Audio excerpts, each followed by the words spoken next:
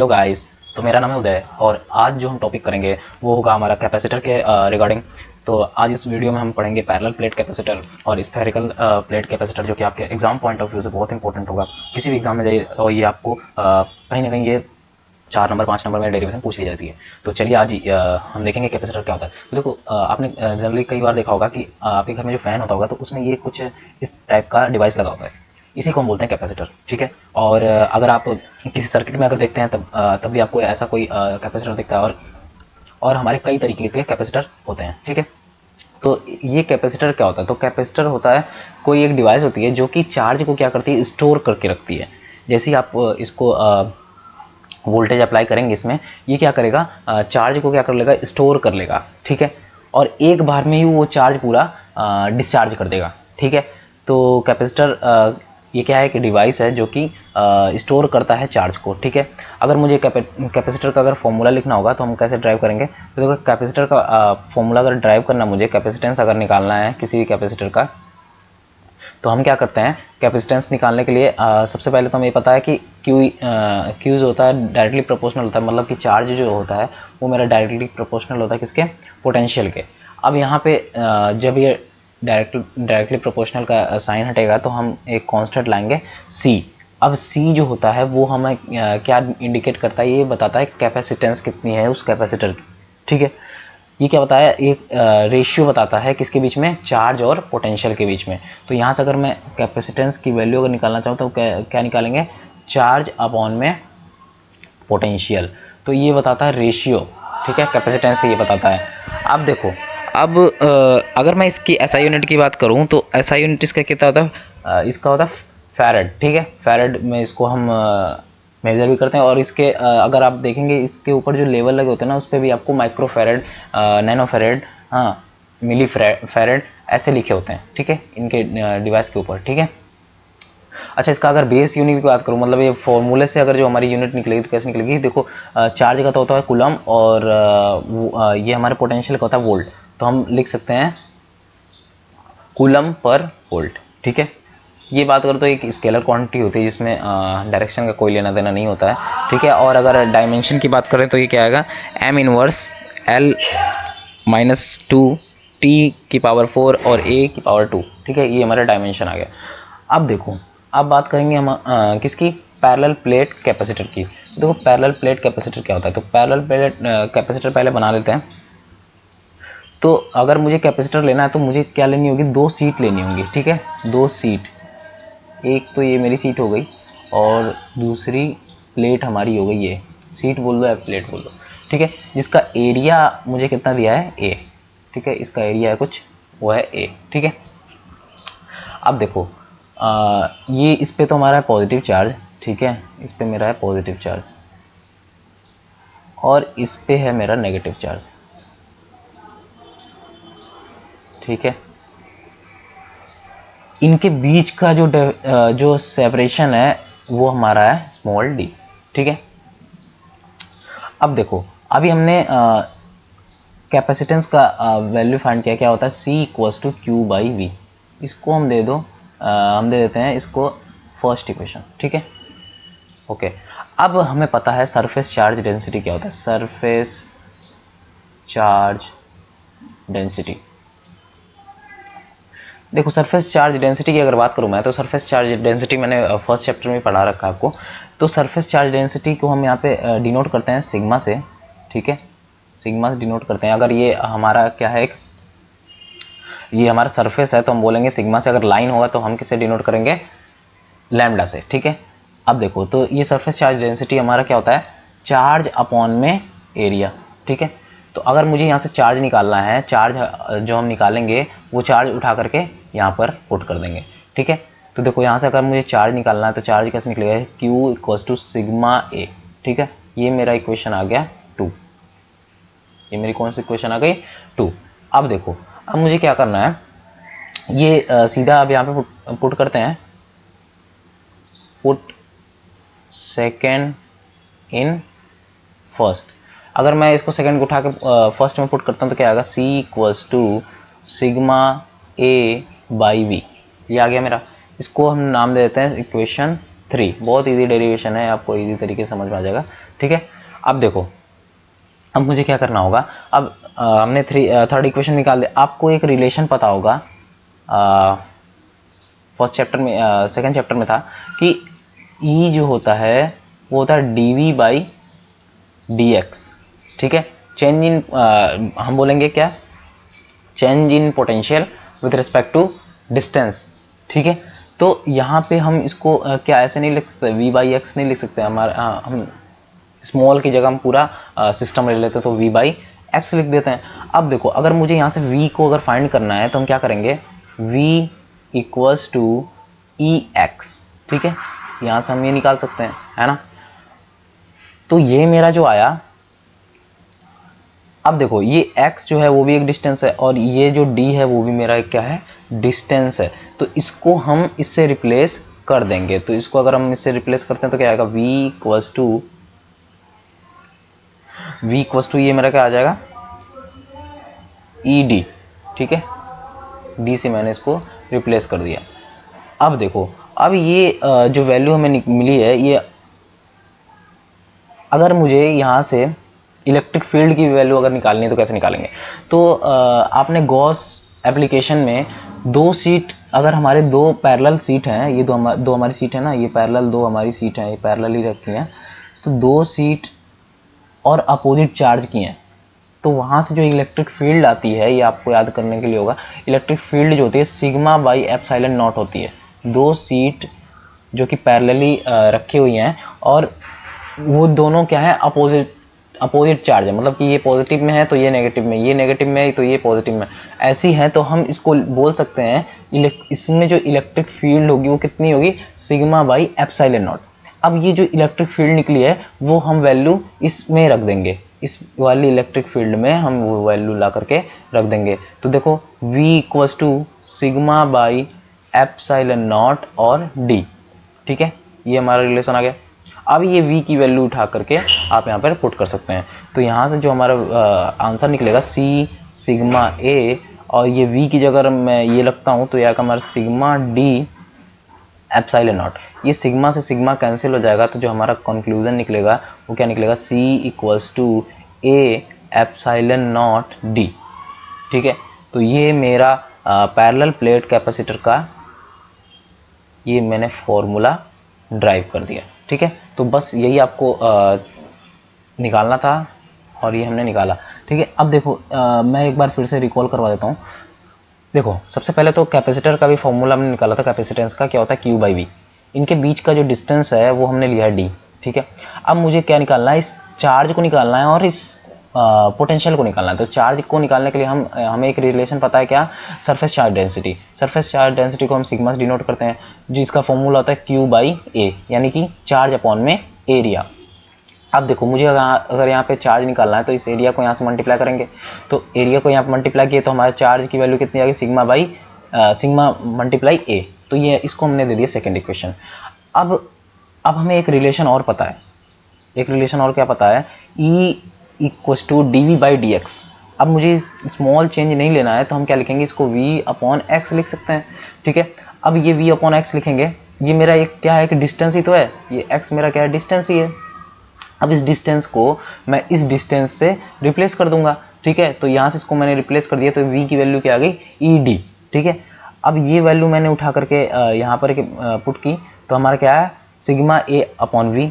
ठीक है, अब देखो यहाँ से हम इलेक्ट्रिक फील्ड की वैल्यू फाइंड करेंगे, इलेक्ट्रिक फील्ड की वैल्यू फाइंड करेंगे।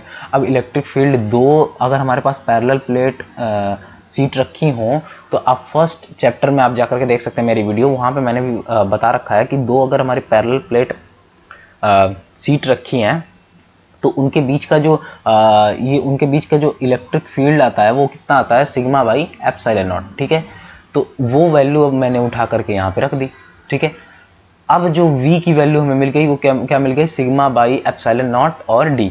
ठीक है, अब ये मैंने v की भी वैल्यू यहाँ पे पुट कर दी और यहाँ से q की वैल्यू वहाँ पे पुट कर दी, तो हमें क्या वैल्यू मिल गई, c equals to a epsilon not upon में d। तो ये पूरा मुझे यहाँ से फाइंड हो गया। ठीक है, तो इसी तरीके से आपको करना था और बहुत ईजी है ये। एक बार आपको आप फिर से प्रैक्टिस करिएगा तो अच्छे से समझ में आ जाएगा, ठीक है। अब नेक्स्ट स्लाइड में करेंगे हम स्फेरिकल प्लेट कैपेसिटर, ठीक है। अच्छा, एक और बात यहाँ पे, अगर आप यहाँ पे देख पा रहे हैं तो ये जो डिस्टेंस से है कैपेसिटेंस, ये डिस्टेंस से तो क्या है, इनवर्सली प्रोपोर्शनल है। डिस्टेंस से क्या है, इनवर्सली प्रोपोर्शनल है, यानी कि हम डिस्टेंस अगर जितना बढ़ाएंगे उतना ही हमारे कैपेसिटेंस की वैल्यू इंक्रीज होगी, कैपेसिटेंस हमारा इंक्रीज होगा जितना हम डिस्टेंस बढ़ाएंगे। और यहाँ पे देख पा रहे हो कि ये एक परमिटिविटी पे भी डिपेंड कर रहा है, मतलब कि इसके मीडियम पे भी डिपेंड करेगा और एरिया पे भी डिपेंड करेगा। जितना ज़्यादा एरिया होगा उतना ज़्यादा कैपेसिटेंस होगा, जितना ज़्यादा अच्छा मीडियम होगा उतना ही हमारा कैपेसिटेंस ज़्यादा होगा। प्लेट कैपेसिटर ये हमने यहाँ से प्रूव कर लिया। अब नेक्स्ट हम करने जा रहे हैं स्फेरिकल। अब देखो, स्फेरिकल करना है तो मुझे क्या करना होगा, एक स्फेयर बनाना होगा, ठीक है। तो देखो यहाँ पे मैंने एक स्फेयर बना रखा है। अब इस स्फेयर पे मैंने इसको चार्ज कर दिया, स्फेयर को क्या कर दिया है, चार्ज कर दिया है, ठीक है। इसको मैंने चार्ज कर दिया और अंदर जो है नेगेटिव चार्ज है। तो जब भी हमें कैपेसिटेंस अगर किसी की फाइंड करनी होती है, कैपेसिटर अगर किसी का फाइंड करना होता है तो हम क्या लेते हैं, अपोजिटली चार्ज लेते हैं। अगर अंदर वाला पॉजिटिव है तो बाहर वाला नेगेटिव होगा, बाहर वाला पॉजिटिव है तो अंदर वाला नेगेटिव होगा। इसी तरह हमने पैरेलल प्लेट पे भी किया था, दो हमने प्लेट ली थी और दोनों के क्या थे, अपोजिट चार्ज थे। देखो, ये नेगेटिव था और ये पॉजिटिव था। तो जब भी हम कभी भी कैपेसिटेंस किसी की निकालेंगे तो हम क्या करेंगे, अपोजिटली चार्ज लेंगे, ठीक है। अब मैंने यहाँ पे जो हमने स्फेयर लिया है इसके सेंटर से जो डिस्टेंस है पूरा, वो मेरा कितना है, बी है। इसका रेडियस कितना बी है।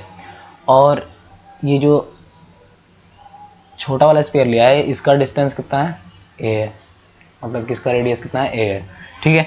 अब देखो अगर मैं इसके इलेक्ट्रिक फील्ड की बात करूंगा तो इलेक्ट्रिक फील्ड कैसे इन्वर्ट करेंगे इसमें। देखो, ये इलेक्ट्रिक फील्ड क्या होती है, पॉजिटिव से नेगेटिव की साइड जाती है। तो इलेक्ट्रिक फील्ड की जो डायरेक्शन होगी कैसी होगी, पॉजिटिव से नेगेटिव, पॉजिटिव से नेगेटिव, पॉजिटिव से नेगेटिव, पॉजिटिव से नेगेटिव।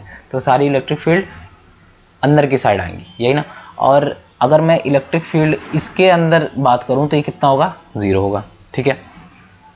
अब देखो, अब मैंने यहाँ से क्या किया, एक पॉइंट कंसीडर किया। पहले तो इस पर हम बना लेते हैं, गॉसियन सरफेस बना लेते हैं, ठीक है। गॉसियन सरफेस मैं बना रहा हूँ यहाँ पे, ठीक है। और इस पे कोई एक पॉइंट लेंगे जहाँ पे हमें क्या निकालना होगा, पोटेंशियल फाइंड करना होगा। तो सपोज यहाँ पे मैंने पी पॉइंट लिया, ठीक है। यहाँ पे मैंने पी पॉइंट लिया। अब देखो, इलेक्ट्रिक फील्ड की डायरेक्शन क्या है, अंदर की साइड है। और अगर मैं यहाँ पर एरिया वेक्टर की बात करूँ, यानी कि डी एक्स की बात करूँ, तो वो किधर की साइड है, अपोजिट साइड है। मैं इसको बार बार लेता हूँ। सपोज ये पी पॉइंट है मेरा, तो पी पॉइंट पे ये इलेक्ट्रिक फील्ड तो इन्वर्टेड है और ये जो एरिया वेक्टर इसका बनेगा वो मेरा क्या है, डी एक्स, वो किधर की साइड है, बाहर की साइड है। तो ये दोनों एक दूसरे क्या है, अपोजिट हैं। तो इनके बीच में एंगल कितना बन रहा है, तो यहाँ पे हम बोल सकते हैं एंगल कितना बन रहा है, तो यहाँ पे थीटा इक्वल्स टू 180 डिग्री हो रहा है ना, ये बन रहा है। अब मुझे कैपेसिटर का फॉर्मूला पता है। कैपेसिटर का फॉर्मूला हमें क्या पता है, सी, कैपेसिटेंस का formula C equals to Q by V, ठीक है। अब देखो, एक और मुझे रिलेशन पता है वी का हमें रिलेशन पता है क्या, V equals to negative integration of E dot D X, ये हमें पता है, ठीक है। अब देखो, ये लिमिट इसकी कहाँ से पुट होगी, ए से लेकर के बी तक, ए से लेकर के बी तक, यही तो है हमारा रेडियस जो है, ए से लेकर के बी तक इतना ही जा रहा है, ठीक है। अब देखो, अब यहाँ पे डॉट प्रोडक्ट है तो हमारा क्या आएगा, कॉस थीटा आएगा। तो v equals to negative sign A B E D X cos theta. अब कॉस थीटा की जगह हम क्या पुट करेंगे, 180 डिग्री। तो 180 डिग्री हम जब पुट करेंगे तो हमारा वैल्यू क्या आ जाएगा, ई dot D X cos 180 degree क्या होता है, -1, ठीक है। ये आएगा ए से लेकर के बी तक, ठीक है। अब देखो, ये -1 इसके माइनस से माइनस माइनस से दोनों क्या हो जाएगा, प्लस हो जाएगा। तो यानी कि v इक्वल्स टू क्या हो गया, A B E dot D X, ये आ गया। अब देखो, अब मैंने क्या किया, ये जो मेरा यहाँ से लेकर के यहाँ तक का जो डिस्टेंस था वो मेरा कितना था, x था, ठीक है। यहाँ से यहाँ तक का डिस्टेंस जो मैंने ले लिया वो पूरा कितना ले लिया, x ले लिया। अब देखो, यहाँ पे इलेक्ट्रिक फील्ड की वैल्यू डालो, यानी कि इलेक्ट्रिक फील्ड जो हमने निकाला था फर्स्ट चैप्टर में कितना आया था, 1/√r 1/4 pi epsilon not 1/4 pi epsilon not Q by R square. तो यहाँ पे x है तो हम यहाँ पे लिख सकते हैं एक्स स्क्वायर, ठीक है। आप अगर इसको r ले लेते और इसको dr ले लेते तो यहाँ पे r लिख सकते थे, तो यहाँ पे हमने एक्स स्क्वायर लिख लिया और कुछ नहीं डिफरेंस, और यहाँ पे मेरा क्या आ गया, dx आ गया। अब इससे जो कांस्टेंट है वो टर्म बाहर निकाल लेते हैं, बाकी सबको क्या कर देंगे, इंटीग्रेट कर देंगे। तो कांस्टेंट टर्म कौन कौन सी आ रही है, तो 1/4 पाई एप्सिलॉन नॉट ये कांस्टेंट आ रहा है, क्यू भी कांस्टेंट आ जाएगा, और अंदर क्या रह जाएगा मेरा ए बी, और ये अंदर रह जाएगा dx बाई एक्स स्क्वायर, ठीक है। अब देखो, अब उसका मुझे क्या करना है, इंटीग्रेशन करना है। तो x का अगर एक्स स्क्वायर का इंटीग्रेशन अगर करेंगे तो हमारा कितना आएगा, -1/x आएगा। आप करके देख लीजिएगा इंटीग्रेशन। तो इसका कितना आ जाएगा, 1/x आ जाएगा। चलो इंटीग्रेशन भी बता देता हूँ। अगर मुझे dx(x⁻²) अगर इसका मुझे इंटीग्रेशन करना है तो x⁻² हो जाएगा, और अगर मैं इसका इंटीग्रेशन करूँगा तो x⁻² यानी कि ये कितना हो जाएगा, x⁻² और +1 है ना, और ये भी आ जाएगा -2 + 1 है ना। अब देखो इसका आ जाएगा तो x⁻−1 आ जाएगा, और ये भी क्या आ जाएगा, -1 आ जाएगा। तो ये हो गया -x⁻−1। अब देखो ये जब नीचे आएगा तो इसको हम लिख सकते हैं -1/x। तो इसका अगर मैं इंटीग्रेशन करूंगा तो क्या आएगा, -1/x। तो अगर हम इसका इंटीग्रेशन करते हैं तो कितना आ गया मेरा, 1/x। तो वही हम वैल्यू -1/x पुट कर देंगे इस वाली इक्वेशन में जो हमने अभी ड्राइव करते जा रहे हैं। तो अगर मुझे इसकी वैल्यू निकालनी है तो क्या रखेंगे, v = 1/4 pi epsilon not Q same A B. अच्छा इसका इंटीग्रेशन कर दिया अब हमने, तो ये मेरा कितना आ गया, -1/x। ये जा रहा है ए से बी तक लिमिट। अब देखो ये 1 है, ठीक है, ये 1 है। अब देखो यहाँ से हमें क्या करना है, बस लिमिट यहाँ पे पुट करना है। तो ये मेरा आ गया q 4 पाई एप्सिलॉन नॉट। अब देखो यहाँ पे अगर लिमिट मैं पुट करूँगा तो क्या आएगा, यहाँ पे अगर हम लिमिट पुट कर देते हैं तो ये तो आ गया मेरा 1/b - 1/a है ना, यही आएगा। अच्छा यहाँ से हमने ना माइनस को कॉमन ले लिया, माइनस कॉमन लेकर के बाहर निकाल लेते हैं, यहाँ पे आ गया माइनस का q, ठीक है। अब देखो यहाँ पे ये क्या आ गया, -q/4 पाई एप्सिलॉन। अच्छा अब क्या कर रहा हूँ, यहाँ से माइनस कॉमन इसलिए ले लिया ताकि अंदर हमें दिक्कत ना हो माइनस प्लस में। अगर आप नहीं लेना चाहते तो अभी कर सकते हैं। तो कोई यहाँ पे मैं अगर यहाँ से माइनस को कॉमन ले लिया था तो ये 1/x बच गया, तो upper limit minus lower limit easy तरीके से कर लिए। अब देखो यहाँ पे हमारे जब माइनस बाहर आया था, अब इस माइनस को क्या करेंगे, अंदर ले जाएंगे। तो इसको अंदर अगर ले जाते हैं तो क्या हमारा आ जाएगा, q/4 पाई एप्सिलॉन नॉट।